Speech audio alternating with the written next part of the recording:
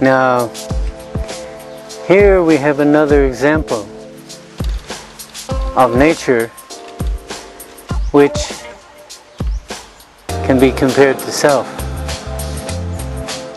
Notice we have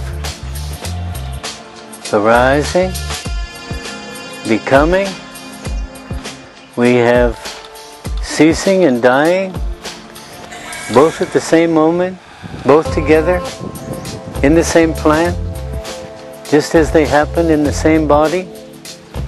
And just as happens in the jungle, even in the garden, we have the creepers entangling the tangle of the wholesome elements, which in this case would be the flowers.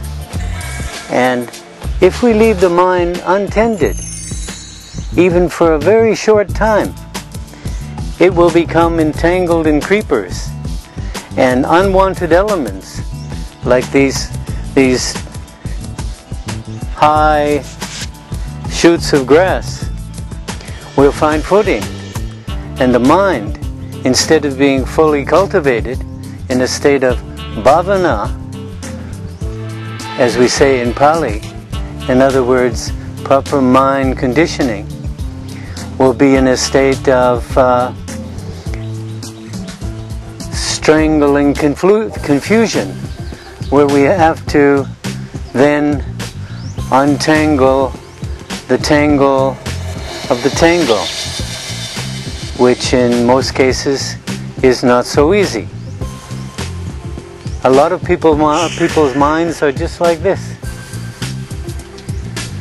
At first, from a distance, they appear beautiful, or even to themselves.